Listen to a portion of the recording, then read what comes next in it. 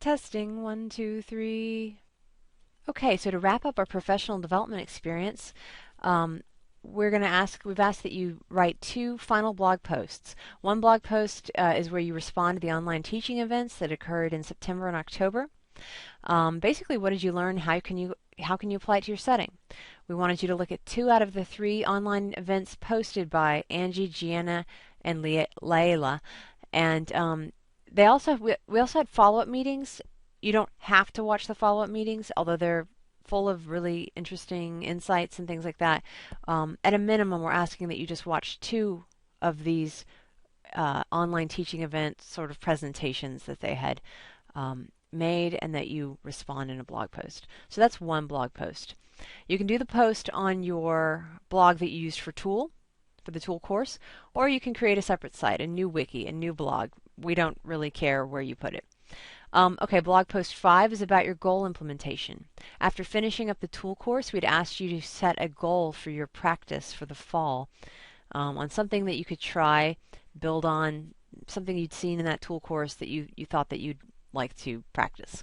So we want to hear about that first through your written blog post here, and we're also going to follow up in December. Around the second week of December, we'll have a couple of online meetings. You only have to attend one, but in that meeting you get to share with some of your colleagues what you did, how it went, all that kind of stuff along these lines of this blog post. So here's where you get to sort of write it out formally, and then we facilitators get to kind of read and really know what you did, and then we're better able to facilitate the session. That's one thing. And this also is really good for the evaluators to have it sort of written in two formats, but then to also hear you talk about it that second week of December during the meeting time that you pick. More information on those meetings, but here are the basic parameters of what we'd like you to make sure you cover in your post. All right, so you're going to blog these 2 things, and we want you to put the links into the table where your name is.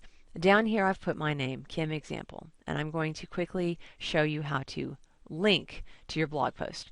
Now we call this blog post 4 and blog post 5. Those numbers don't mean anything to you except just to let you know that we've asked you to blog 5 times separately from the tool course over the course of this PD, and most of you have done that. Now those of you in Cobb County that began with us from the Cobb cohort, that was 9 of you.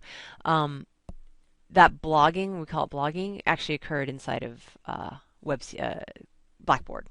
So if you're like, well, I haven't blogged any other times for you, Kim. Well, that's why. It's because we asked you to put things in the discussion boards, which most of you did that. Okay, so let's go look at this example. All right, so I'm going to link to I'm on the homepage of my, actually, now I'm on the homepage of my blog.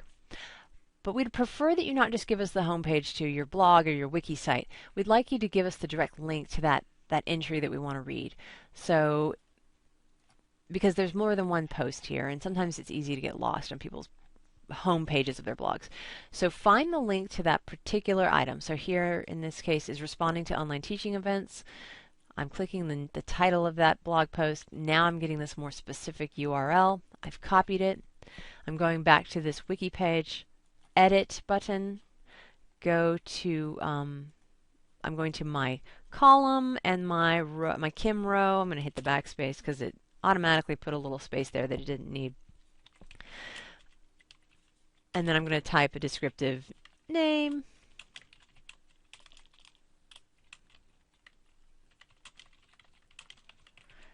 And now I'm going to highlight the name.